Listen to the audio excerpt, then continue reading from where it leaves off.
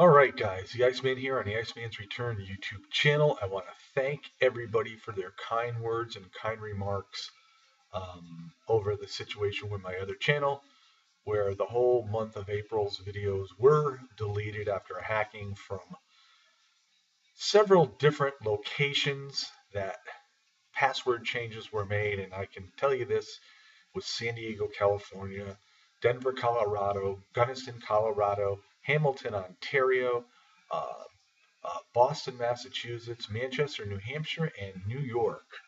And they all, there was like 9 password changes in a matter of like less than 30 minutes. And I was at work today and I come home and I found out and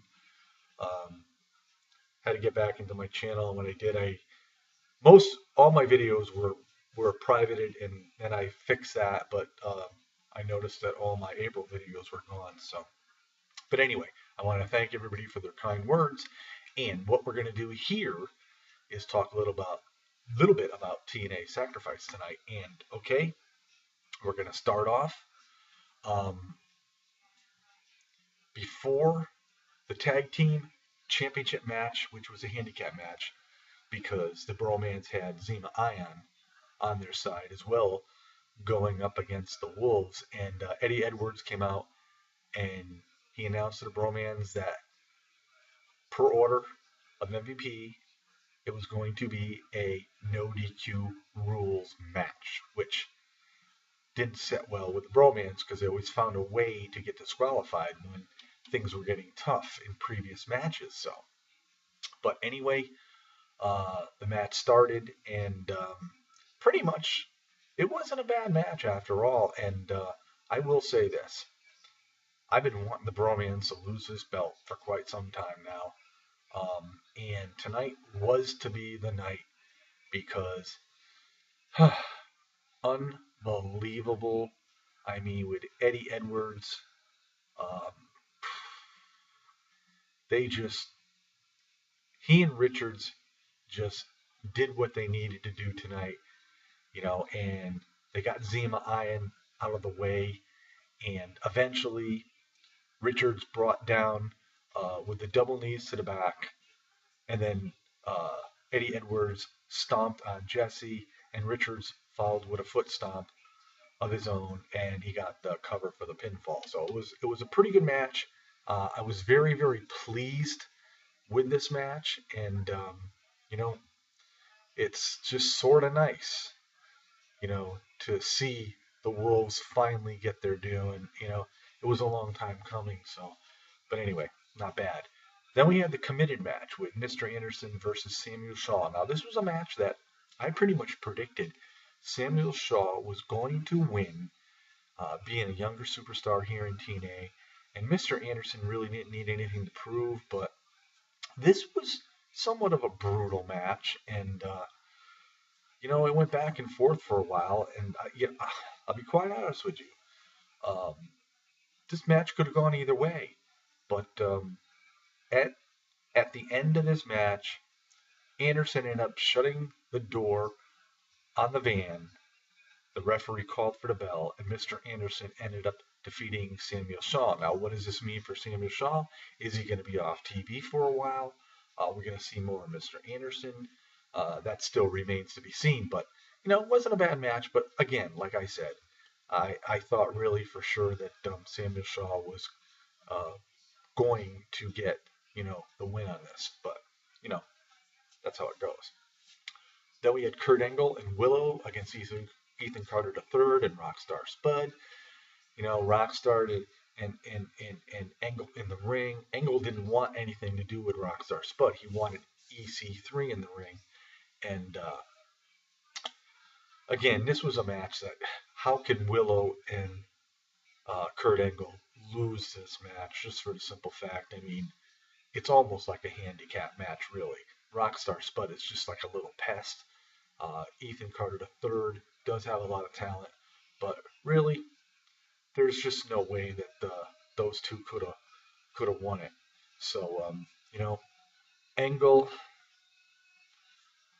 with a lot of body slams on Ethan Carter III, I should say German suplexes. Um, then he got the ankle lock applied on him. Spud broke it up. But anyway, in the long run, Willow had a big shot to EC3 in the corner, tosses Spud into him. Um, Willow jumped off the back of Spud to splash EC3, and Angle with an angle slam on Spud.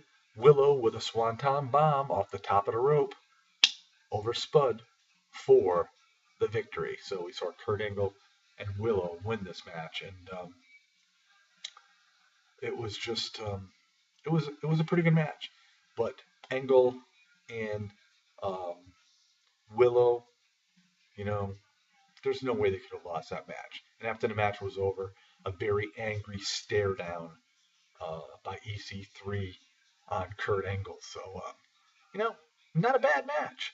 You know, and I'll tell you, so far this pay-per-view was going pretty darn good. So I was, you know, really, really pleased with what we have seen thus far. X Division Championship match with the champion Sonata going up against Tigre Uno, two great Japanese wrestlers, and this is the third match out of the best 2 out of 3 for the X Division title. But Sonata is, you know, he's been like mentored by the great Muda, and I really thought going into this match that Sonata was going to, you know, remain the X Division champion. But I'll tell you, it was a very good match as well. And but in the long run, you know, he did the moonsault and ended up getting the pinfall. So Sonata is still the winner and TNA X Division champion. So anyhow, moving along, we have the I Quit match. Now, to me, this was the match of the night. James Storm and Gunner, there was a lot of brutality going on in this match. I did pick Gunner to win this match, and I'm going to tell you, Storm ended up cutting Gunner open with a beer bottle. He was bleeding profusely, and a number of occasions the ref asked Gunner if he was going to quit, and he kept screaming out no. And this match just went on. This, like I said, this was probably one of the best matches of the night. There was just a lot of intensity within this match, and you know, it's one of those deals where James Storm doesn't need the victory in this match. Gunner's the younger guy. Gunner is the guy that had to be put over in this match, and these guys just were beating the hell out of each other. And that's why I thought this was one of the best matches of the night. In the long run, Gunner had a superplex on Storm over the steel guard railing. Then Gunner grabbed a shard of glass, holds it over Storm's head, screaming to quit. Gunner starts cutting Storm, and what did James Storm have to do other than to scream, I quit? So Gunner ended up winning this match in a very brutal match, and it's a match that, you know, I'm very, very satisfied with the outcome of this match, and I was very satisfied with the match, period, itself. So, all right, coming up, we had the TNA Knockouts Championship match. Madison Rayne, the champion, versus Angelina Love with Velvet Sky. You know, again, in my predictions, I picked Angelina Love to win this match because she just returned to TNA and just reformed the beautiful people. And this match, really, without Velvet Sky, Madison Rayne probably would have won. But, you know, it was a typical knockouts match. You know, both of them going back and forth. Angelina sort of distracted the referee, and Velvet turned and had the hairspray and sprayed it into Madison Rayne's eyes. She was blinded, and Angelina Love ended up getting the roll up, and she rolled up Madison Rayne and became the new TNA Knockouts champion. And now I think this is like the 6th time for Angelina Love. But, you know, entertaining match nonetheless, I mean, as far as I'm concerned, I really enjoyed it. So it was a pretty good match. So, okay. Next up, the tables match, guys. Rude and Bully Ray. Now, this was a pretty good match as well. And these guys went back and forth for quite some time. Um, Bully Ray eventually threw Bobby Roode through the table. But prior to getting him through the table, I believe it was Roode's leg that hit the referee in the face. And you know how all that goes. The referee gets knocked out, doesn't see Roode go through the table. So eventually, those two go back at it once again. And the funny part about this was Bully Ray was going to beat Bobby Roode by throwing him through the table once again, but there was a mysterious person that came out that sort of like interfered with Bully Ray. Um, he ended up getting through the table.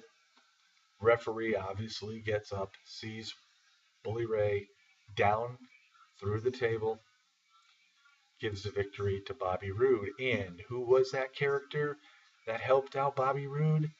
That was dressed up with a hat, had a beard, none other than Dixie Carter herself. And she, after the match, told Bully Ray, basically, this is what you do when you defy me, and don't you ever do this again, blah, blah, blah, blah. You know, the whole spiel by Dixie Carter. So, not a bad match, though, overall. And, I pretty much enjoyed it. So, but, yeah, so Bobby Roode ended up getting the victory, unfortunately. Now, the championship match, champion Eric Young and Magnus. I thought this was actually a really good match. I thought it was probably the second best match on the card tonight.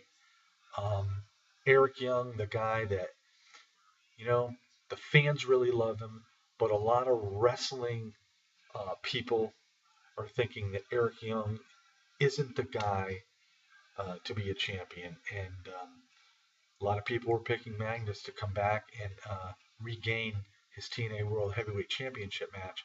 This was a really good match. This match went back and forth, and there was both opportunities for both men to actually win this match.